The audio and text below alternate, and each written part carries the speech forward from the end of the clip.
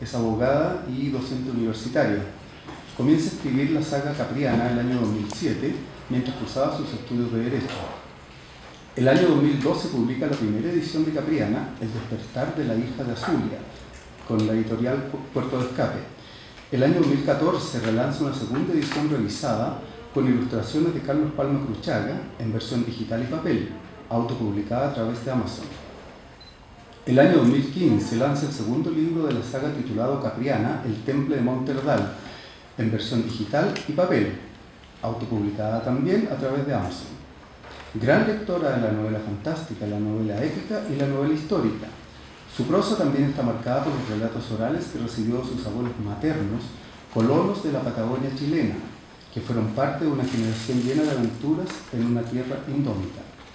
Capriana se ambienta precisamente en el sur de Chile, en sus parajes, en su flora y fauna, con una nota nostálgica que se trae al presente desde la ciudad, lugar donde se escribió la saga. Entonces dejo con ustedes a Catalina Salón. Catalina. Muy buenas tardes. Bueno, muchas gracias por la invitación. Realmente es un honor estar aquí.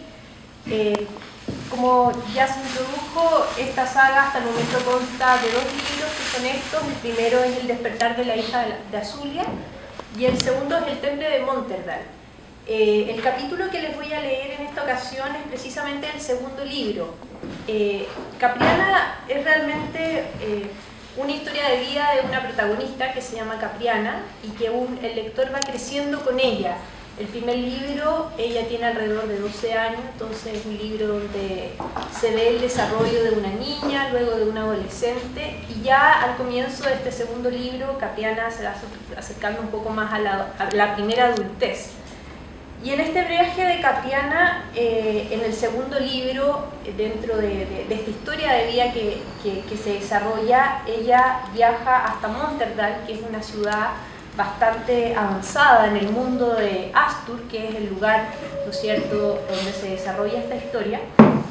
Y el capítulo que voy a leer comienza precisamente cuando ella llega a esta ciudad, las impresiones que ella tiene, las personas con las cuales tiene que relacionarse y también lo que le espera en esta historia, en este nuevo acontecimiento, ¿no es cierto?, en su vida. Y da cuenta también de una persona todavía tímida, una persona que hasta entonces había estado en un lugar bastante aislado y que llega a esta civilización y se encuentra entonces con varias personas y varias situaciones que van a ir modelando su personalidad en lo que resta del libro. Entonces, este capítulo es el capítulo tercero del temple de Monterdal y se llama La casa de Medio. Los habitantes de Monterdal salieron a recibir a su señor al gran patio que daba hacia la puerta principal de la casa.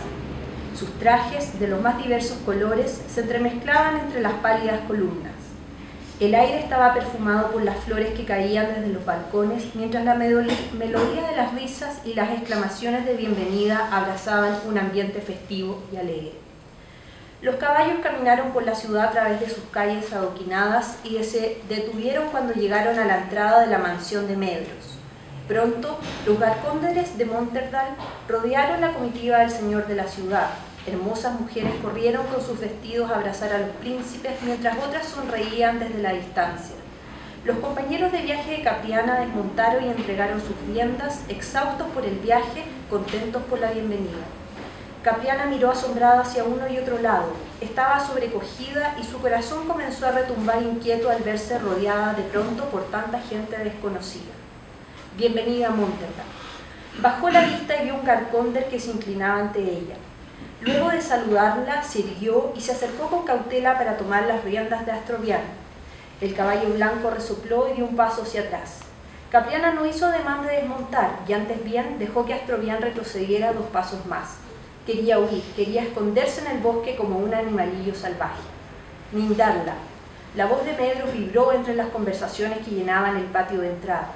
El señor de Monterdal caminó hasta ella, mientras quienes la rodeaban le abrían paso inclinando sus cabezas.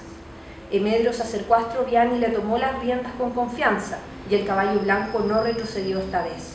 Nuestro viaje ha concluido, dijo con solemnidad, transmitiéndole con la mirada la confianza que le faltaba. Ahora es tiempo de descansar y reponerse. Capriana lo miró dubitativa, podía sentir la apremiante curiosidad de quienes la rodeaban. Observó una vez más el rostro sereno y grave de Medros. Luego, tratando de superar su miedo, asintió una vez y aceptó la mano que el señor de la ciudad le ofrecía para desmontar. Olfer se hará cargo de Astrovián, lo llevará hasta su pesebrera y le dará pienso y agua, agregó Medros, entregándole las riendas de Astrovián al Garcónder que había dado la bienvenida a Capriana. Ella sintió nuevamente y Olfer le dedicó una sonrisa confiada. Desmontada y apartada de Astrovián, se sintió un poco menos segura de sí misma y mucho más vulnerable. Los Garcónderes eran altos y la rodeaban sin disimulo alguno, queriendo tocarla, queriendo dirigirle alguna palabra de bienvenida. Entonces extrañó por primera vez la natural timidez de los Garcónderes de Larfendul, siempre fundidos en los troncos rojizos de los arrayanes. El señor de Monterdal la invitó a caminar a su lado y juntos ingresaron al amplísimo recibidor de la casa. Capriana miró sin palabras los murales revestidos de arte hasta el mismísimo cielo de la sala, estatuas que representaban fuertes guerreros y bellas princesas Garcónderes, porcelanas pintadas a mano y espejos con marcos de plata. Se detuvieron en medio de la sala de entrada, repleta de los saludos y conversaciones de los habitantes de la casa. Capriana observó a los príncipes y princesas de Monterdal, hombres y mujeres jóvenes, sus rostros bellos y agradables, sus risas frescas y vivaces.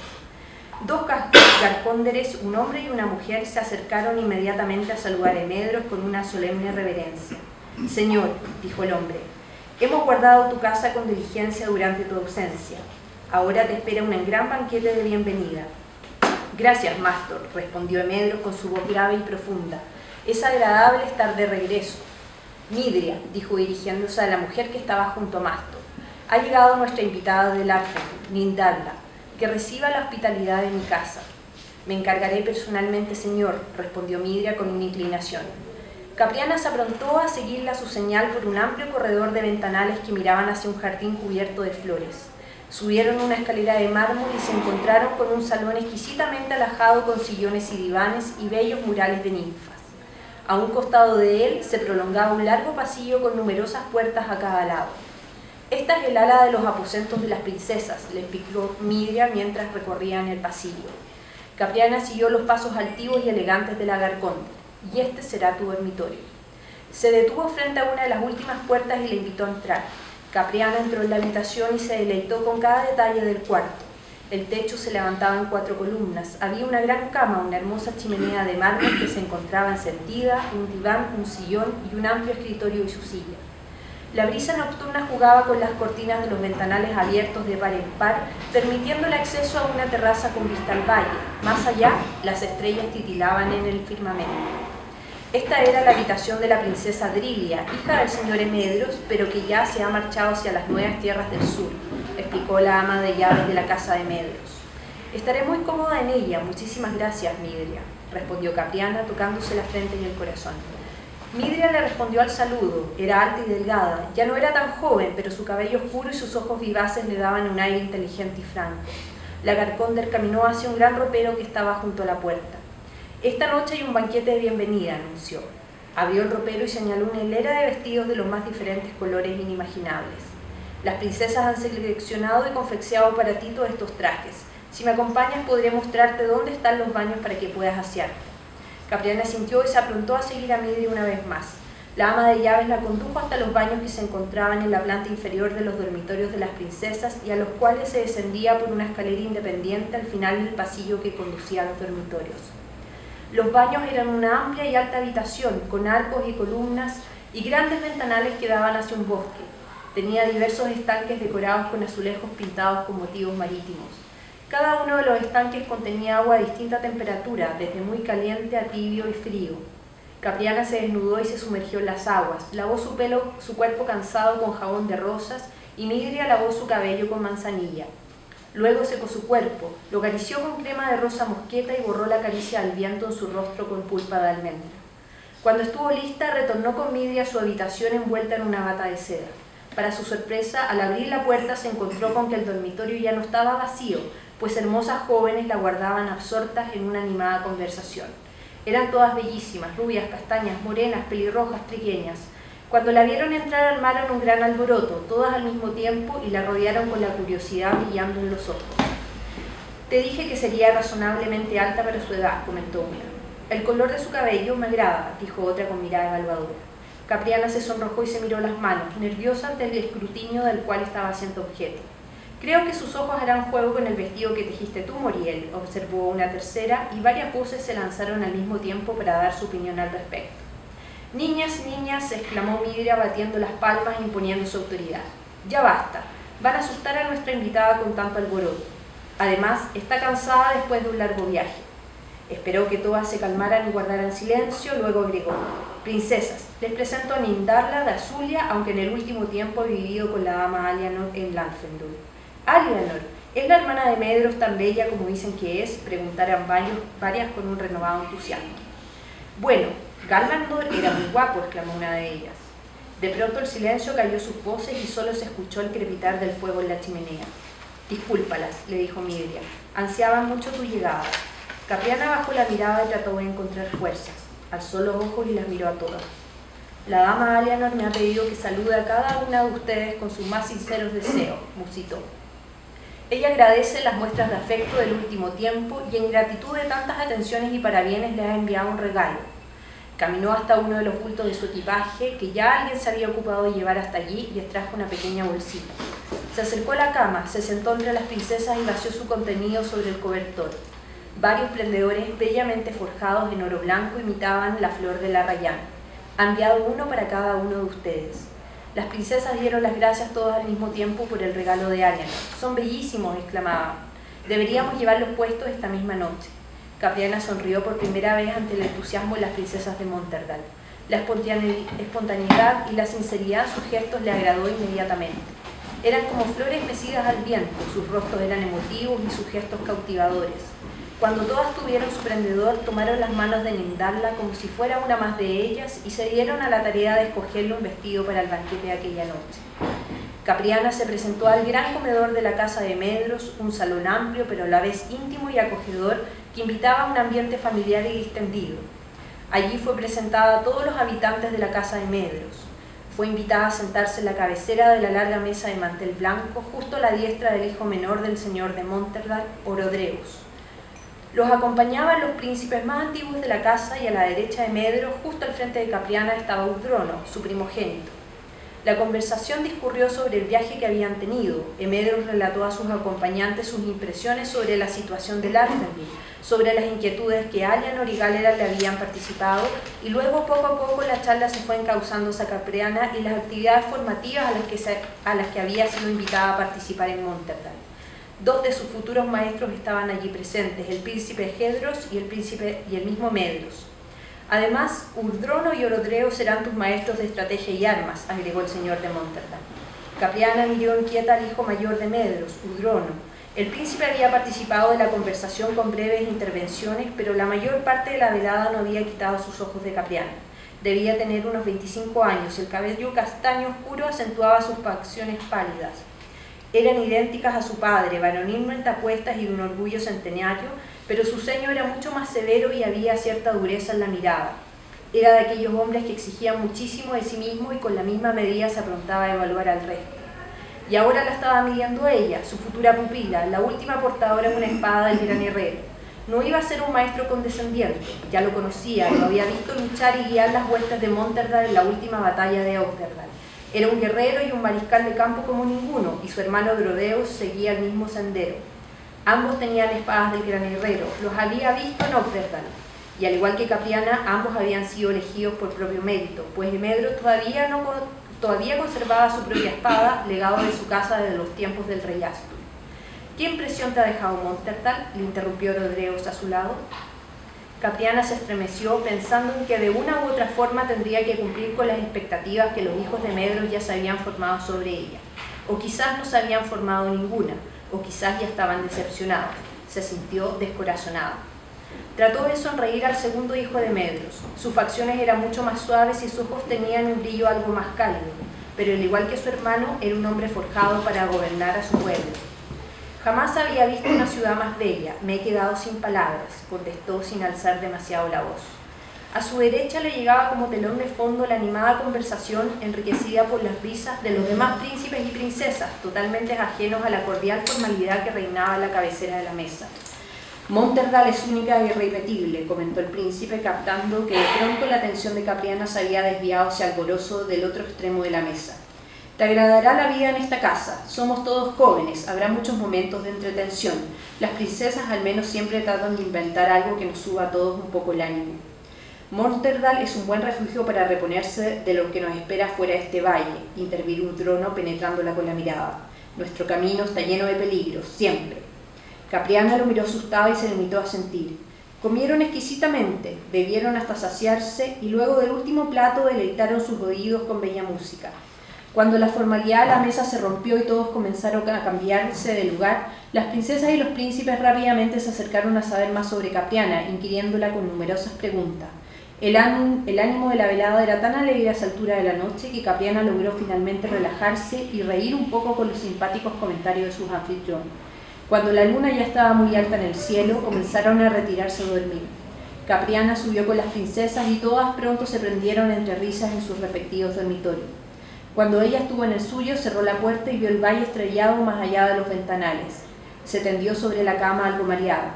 Habían sido demasiadas cosas y emociones para una sola noche y todas daban vuelta en su cabeza. La mirada severa del trono, la simpatía de las princesas y la galantería de los príncipes. Se durmió agotada y esperanzada a la luz de la mañana.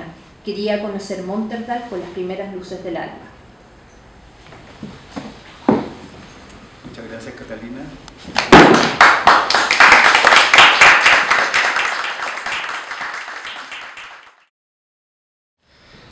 Queremos entonces ahora hacer un pequeño diálogo con Catalina, ustedes con ella, para indagar un poquitito más en la historia y en Catalina misma como autora. Se abre la discusión.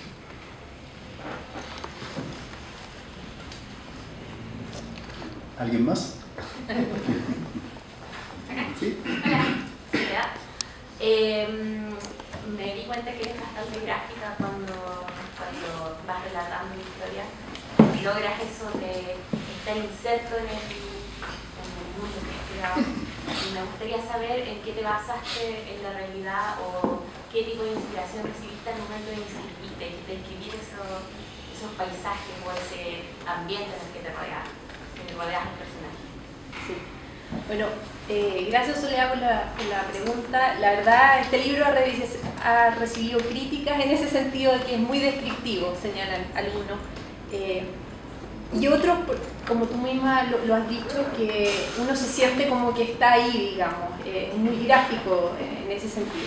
¿Y en qué me inspiro? Lo que pasa es que a mí lo que me pasa cuando leo como lectora es que me gusta situar a los personajes, que la lectura sea como una vivencia y no solamente diálogo, por ejemplo. Y a veces me pasa cuando leo que es solo diálogo o uno no se puede imaginar dónde están los personajes, entonces a mí me gusta mucho desarrollar eso porque tiene que ver también cómo yo veo el mundo. Cuando incluso yo voy en el metro a veces, veo a las personas y digo, ¿cómo yo escribiría a esa persona? Lamentablemente no recibí el don, ¿no es cierto?, para dibujar o pintar, me hubiese encantado, pero sí con las palabras y me encanta describir, por ejemplo, la personalidad de un personaje, un paisaje, un lugar, pero yendo concretamente a tu pregunta, todo lo que yo relato trato de tomar un recuerdo. Por ejemplo, todos hemos estado en una comida formal, ¿no es cierto?, eso que tenemos no sé cuántos tenedores y copas y no sé qué. ¿Cómo es ese momento? ¿Cómo es estar en una mesa donde uno no conoce a las personas, por ejemplo? O cuando uno llega a una casa. Específicamente esta llegada, siento que saqué muchas cosas de mi historia para escribir lo de Capriana, porque cuando estuve en el colegio yo fui estudiante de intercambio, entonces me tocó llegar a un país extranjero donde era como todo bonito, desde las carreteras, de que uno se baja en el aeropuerto y tiene que interactuar con estas personas, ¿no es cierto?, que nunca ha visto, pero que están felices por la llegada de uno mismo y la quieren conocer. Entonces yo creo que recurro mucho a parte de mi historia personal, las vuelvo a revivir y las trato de escribir en palabras. El tema de los caballos es otra cosa, las dos portadas del libro tienen caballo, porque también muchos años fui equitadora, entonces conocer las partes de ¿no es cierto?, una silla montada, cómo se expresa el caballo, cuáles son sus reacciones. Y el paisaje en sí es el sur de Chile, los árboles, los pájaros, las montañas, siempre es revivir, y eso lo exploté mucho en el libro porque, como decía, ¿no es cierto?, Alfredo, yo escribí los libros cuando estaba en Santiago y sentía nostalgia a esos lugares. Entonces esa nostalgia me hacía recurrir mucho a ese recuerdo y a expresarlo a través de la escritura.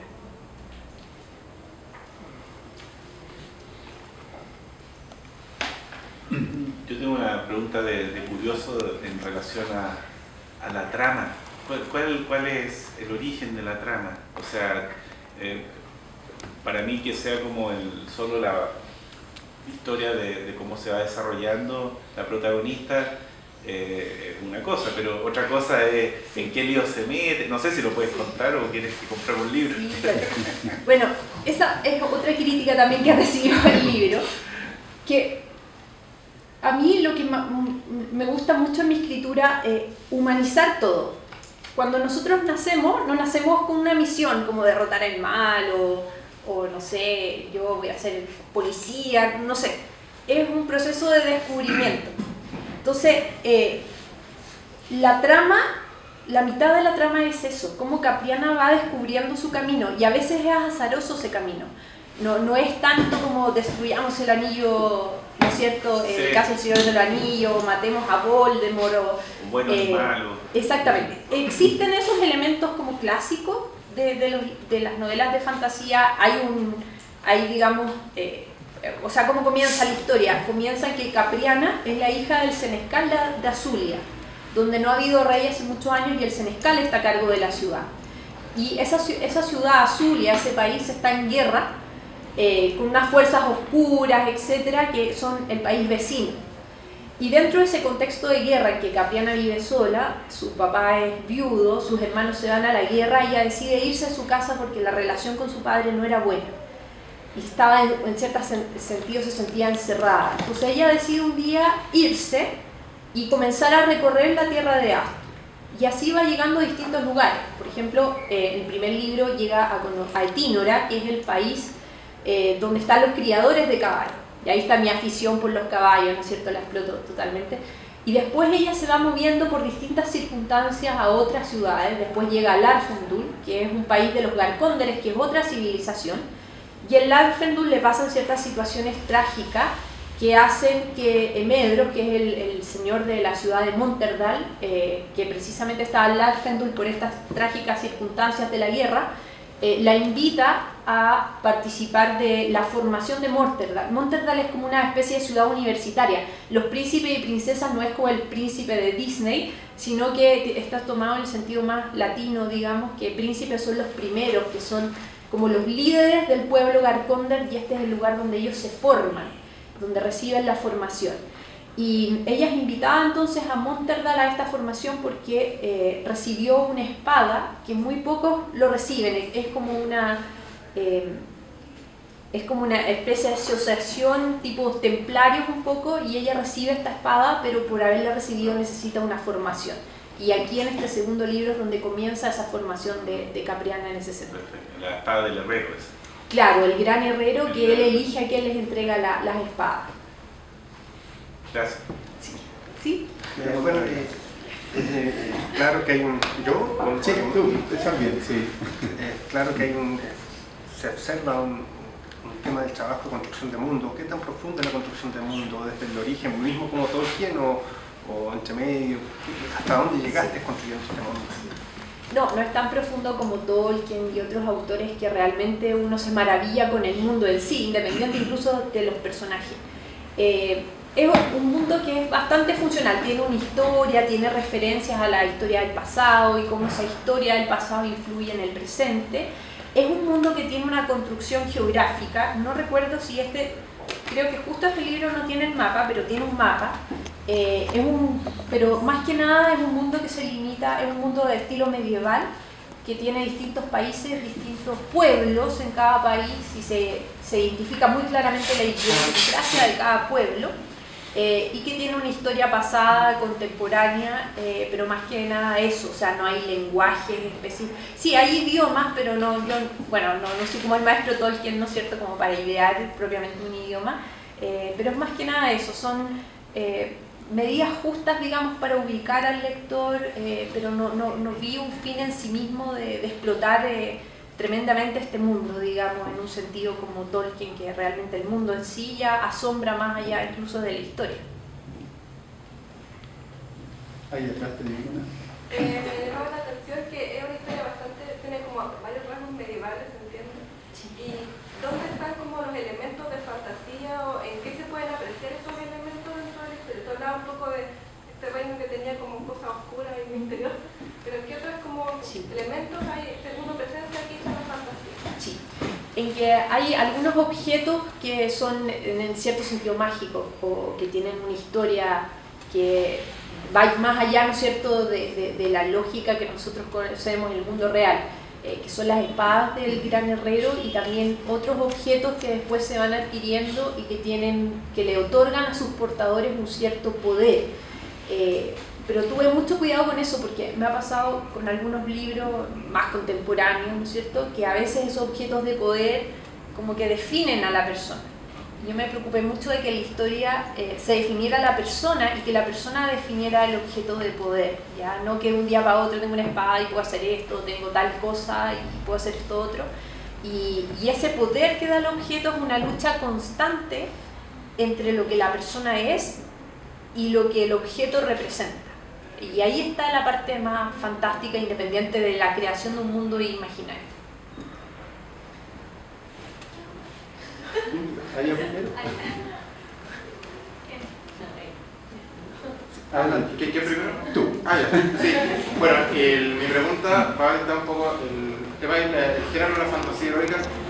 Contiene un montón de elementos, para bien o para mal, tremendamente eurocentristas, o sea, la espada, el rey, y cuando mi inquietud es si cuando tú escribes en este género, incorporas elementos que no sé si sean identitarios, pero como que se desmarcan un poco, porque me llamó la atención cuando decías que tú habías estado, eras de padres que habías vivido en el sur, entonces, y que imagino que gran parte de los paisajes se inspiran un poco en ese imaginario. Y si tú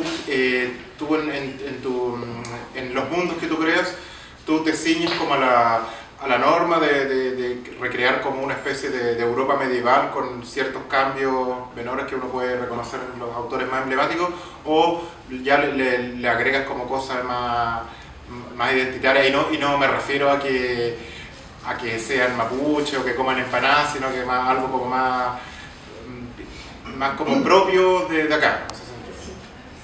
Sí, bueno, claro.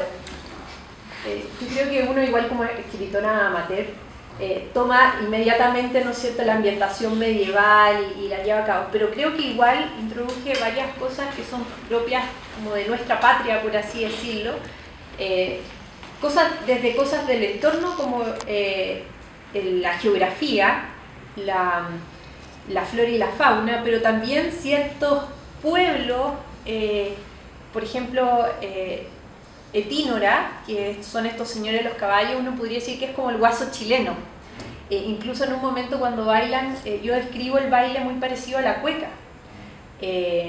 Y tiene varias de esas cosas. Los garcónderes, por ejemplo, no necesariamente son como un país más desarrollado, y tiene que ver cómo nosotros desde Chile, ¿no es cierto?, vemos otras civilizaciones, otros países. Típico cuando uno ve Europa, ¡oh, qué maravilloso, todo funciona bien acá! Es un poco igual, tiene que ver eso. Capriana viene de una ciudad que es un poco más imperfecta en ese sentido. Yo creo que esos son los rasgos como más importantes, la comida. Ahí me preocupo de recurrir a cuestiones que son más chilenas, digamos. La última, para seguir con el otro escritor, adelante. Ya, ahora soy Camila. Primero que nada, me gustó mucho lo que leíste, me llegó mucho, sentí que era muy bonito, todo era como llegaba mucho, me gustó. Así que quiero buscar los libros. Pero quiero saber, o sea, noté que había un gran énfasis en el tema de los linajes. Y quiero saber si, aparte de los linajes, hay un tema como de razas también, así como razas medias mágicas. ¿Hay criaturas también en tu mundo? No hay razas distintas, son todos seres humanos comunes y corrientes, pero varía el grado de civilidad que tienen, por así decirlo. Como, no sé, como en la Grecia antigua, ¿no es cierto?, los griegos eran lo más top y estaban los bárbaros y etc. Entonces los Garcónderes es como la civilización más avanzada. Después está Azulia y Etínora, que son países muy hermanos, podríamos decir así un poco como Chile y Argentina, que son bien parecidos en ese sentido. Y los Garcónderes tienen varias ciudades, ahí me inspiré un poco en los griegos, que es Monterdal, Larfendul, Ogderdal y Ramardal. Y después, lo que sí, la única raza distinta, digamos, son los malos, que son los Krog, que son como el soldado de a pie del malo, digamos, del libro. ¿Y por qué quise variar la raza? Porque me chocaba mucho escribir sobre matar, ¿no es cierto?, otro ser humano. Entonces, si deshumanizaba esas criaturas, así como los orcos de Tolkien, para mí era más fácil, digamos, pero una cuestión, no sé, quizás mero pudor casi cristiano, digamos, deshumanicé, digamos, esos personajes y ahí seguí como a Tolkien, ¿no es cierto?, que él hace los orcos. Tampoco se lucha contra los seres humanos, sino que contra una raza malévola, digamos, deformada, que perdió su humanidad. Eso es lo único, sí. Bien, muchas gracias, Catalina.